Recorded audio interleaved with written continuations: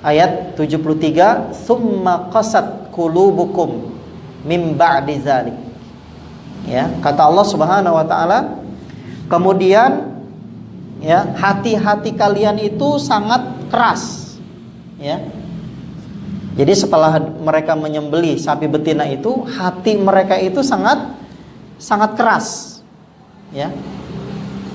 Mohon maaf, saya teruskan dulu tadi kisahnya ya. Setelah disembelih sapi betina itu, ya, maka Allah Subhanahu wa taala mengatakan, wa idz qataltum nafsan faddara'tum fiha wallahu mukhrijum ma kuntum taktumun. Kemudian Allah mengatakan apa? Fakul nadribuhu bi ba'dihha. Ya, kemudian Allah memerintahkan lagi melalui Nabi Musa alaihissalam kepada siapa? Kepada Bani Israel untuk memukulkan, ya, fakul nadribuhu bi ba'dihha, memukulkan, ya, ke tubuh mayit orang yang mati tadi dengan anggota badan sapi betina yang sudah disembelih, ya.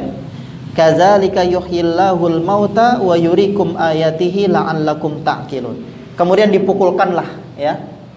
Jadi dipukulkan dengan satu bagian tubuh apa? Satu bagian tubuh sapi betina, misalkan apanya? Misalkan kakinya, ya. Kakinya sapi betina yang sudah mati, yang sudah disembelih itu dipukulkan ke mayat yang di zaman Nabi Musa itu diperlihatkan ada mayat yang mati, tidak tahu penyebabnya, siapa yang membunuhnya. Akhirnya dipukul, ya, dengan apa? Dengan kakinya atau pokoknya salah satu bagian daripada tubuhnya sapi betina itu dipukulkanlah, maka orang itu hidup lagi. Maka Allah mengatakan apa? Kadzalika yuhyillahul mauta wa yurikum ayatihi la'allakum ta'qilun. Ya, seperti itulah, ya, kata Allah, seperti itulah kadzalika yuhyillahul mauta. Seperti itulah Allah menghidupkan orang yang sudah mati. Ini menunjukkan apa? Bani Israel lagi-lagi Allah tunjukkan kebesarannya, bahwasanya Allah mampu untuk menghidupkan mayat yang sudah mati.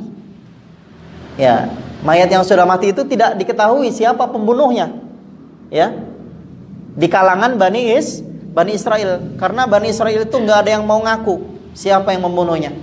Akhirnya dalam tafsir yang lain, ya, mengatakan bahwa, ya, akhirnya orang yang dipukulkan dengan anggota tubuh dari sapi betina itu, orang itu akhirnya hidup kembali dan orang itu baru menunjuk siapa yang membunuhnya. Akhirnya ketahuan siapa pembunuhnya, sehingga Nabi Musa menghukum orang yang membunuhnya, ya, membunuh orang tersebut, ya. Maka Allah lagi-lagi mempertontonkan, ya, memberikan menunjukkan kebesaran Allah Subhanahu wa taala, bahwasanya Allah itu mampu menghidupkan mayat yang sudah mati, ya. Tapi jangan coba-coba, ya, kita nanti Idul Kurban ada orang yang meninggal, ya, ketika hari raya Idul Adha, udah Pak Jendang misalkan dapat apa? Dapat kaki sapi. Kaki sapinya dipukulkan ke mayit, ya, mayitnya nggak bisa hidup lagi, tidak. Itu adanya hanya pada zaman Nabi Musa yang ketika itu Allah sedang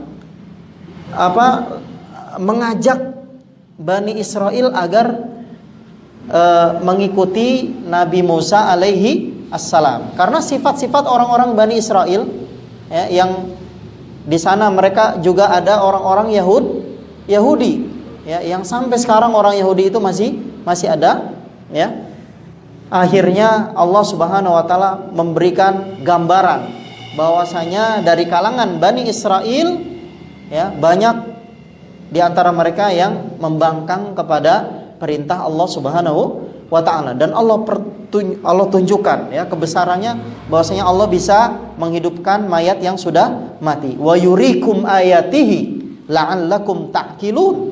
Allah mengatakan, dan Allah telah memperlihatkan kepada kalian, wahai Bani Israel, ayatihi, tanda-tanda kebesaran Allah, la'allakum ta'qilun, agar kalian itu bisa berfikir, ya, agar kalian bisa berfikir bahwasanya Allah lah yang mampu menghidupkan mayat yang sudah mati. Tapi akhirnya apa? Ya, lanjutan ayat yang ke-74. Tsumma qasat qulubukum mim ba'di dzalik, ya. Kemudian, ya, keraslah hati-hati kalian setelah itu. Ya, jadi orang-orang Bani Israel setelah melakukan apa yang mereka diperintahkan, ya, dan melihat bahwasanya Allah benar-benar telah menghidupkan mayat yang sudah mati, maka summa qasat qulubukum mim ba'di dzalik. Kemudian setelah itu hati kalian menjadi keras. Ya. Kemudian Allah memberikan perumpamaan, ya. Fahiya kal hijarah. Bahkan kerasnya itu seperti hijarah. Seperti apa? Seperti batu. Ya. Bagaimana kalau hati seperti batu? Hati itu bagaimana, Pak? Hati itu keras seperti batu atau kenyataannya lunak? Lunak. Zahirnya lunak, ya. Tapi secara batin orang-orang munafik, orang-orang kafir itu hatinya keras.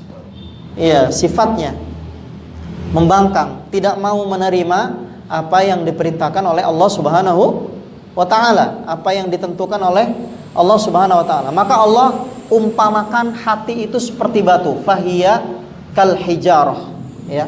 Maka hati itu seperti batu, ya. Maka kita tadi mempelajari ada 3 golongan manusia. Yang hatinya seperti batu itu adalah orang-orang kafir, orang-orang munafik. Kita menjauh darinya. Yang kita semuanya berlomba-lomba untuk menjadi manusia golongan yang mana? Yang pertama, orang-orang yang bertakwa kepada Allah Subhanahu wa taala.